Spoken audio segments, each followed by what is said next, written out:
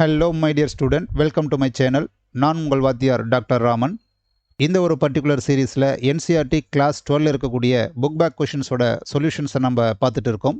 அந்த வகையில் இப்போ நம்ம பார்த்துட்டு இருக்கிற சாப்டர் வந்து electro chemistry.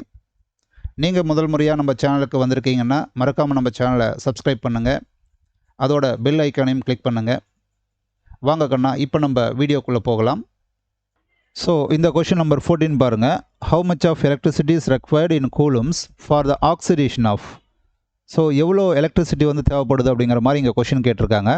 For the oxidation of 1 mole of water to oxygen. So இந்த வாட்டர் ஆக்சிஜனாக கன்வெர்ட் ஆகணும், அதுக்கு வந்து எவ்வளோ எலக்ட்ரிசிட்டி வந்து தேவைப்படும் அப்படின்னு கேட்குறாங்க.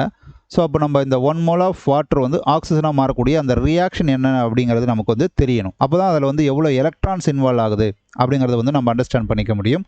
ஸோ அதனால் ஃபஸ்ட்டு நம்ம ரியாக்ஷன் எழுதலாம்.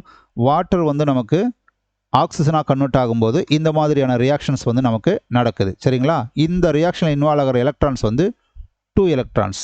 இது வந்து ஒரு மாலிகுலாக இருந்தால் 2 electrons. Suppose 1 mole of water அப்படின்னு இருந்தால் இது வந்து 2 moles ஆஃப் எலக்ட்ரான்ஸ் அப்படின்னு நம்ம சொல்லலாம். ஆர் 2 Faraday ஆஃப் சார்ஜ் அப்படின்னு நம்ம சொல்லலாம். ஆக 1 mole ஆஃப் வாட்டர் எவ்வளோ எலக்ட்ரான் ரிலீஸ் ஆகுது அப்படின்னா 2 Faraday அப்படின்னு நம்ம சிம்பிளாக சொல்கிறோம். ஸோ இதுதான் நம்மளோட பாயிண்ட்டு, சரிங்களா? அப்போது இவங்க வந்து எலக்ட்ரிசிட்டி எவ்வளோ அப்படின்னு கேட்டால் actually 2 Faraday is the answer. இதே நீங்கள் நம்பரில் வேணும் அப்படின்னா you can multiply with the Faraday of electricity, அதாவது 2 × 96,500 கூலம்ஸ். ஏன்னா அவங்க வந்து ஆன்சர் வந்து கூலமில் கேட்டதுனால நம்ம Faradayவுக்கு வேல்யூ சப்ஸ்டியூட் பண்ணி நம்ம கொடுக்குறோம்.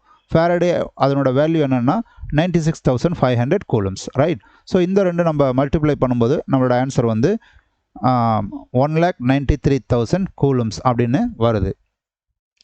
ஆர் அதர்வைஸ் நம்ம சிம்பிளாக வந்து 1.93 × 10⁵ கூலம்ஸ் அப்படின்னும் சொல்லலாம். ஃபைன். இப்போ இதே மாதிரி தான் நம்ம செகண்டும் அப்ரோச் பண்ண போகிறோம். ஃபஸ்ட்டு நம்ம ரியாக்ஷன் எழுதணும். ஃபெரஸ் ஆக்சைடு எப்படி வந்து ஃபெரிக் ஆக்சைடாக மாறும் அப்படிங்கிறத முதல்ல நம்ம பார்க்கும்போது இதில் இன்வால்வ் ஆகிற எலக்ட்ரான் கன்வர்ஷன் என்ன அது வந்து நமக்கு கிளியராக தெரியணும். ஓகே, ஸோ அதுக்கு நம்ம என்ன பண்ணுறோம் அப்படின்னா முதல்ல இதில் இருக்கிற அயனிக் ஸ்டேட் எடுக்கும்போது உங்களுக்கு இது கிளியராக தெரிஞ்சிடும். Fe, தட் இஸ் ஃபெரஸ் ஆக்சைடில் Feயோட ஆக்சிடேஷன் ஸ்டேட் வந்து 2+, அதனால் இது வந்து 2+ல் இருக்கும், சரிங்களா? அயன் வந்து 2+ல் இருக்கும். இந்த இடத்துல அயன் வந்து 3+ல் இருக்கும். ஸோ இதை வந்து நம்ம வேறு மாதிரி எழுதிக்கலாம். அதாவது Fe2+ வந்து Fe3+ஆக மாறுது அப்படின்னு சொல்கிறோம்.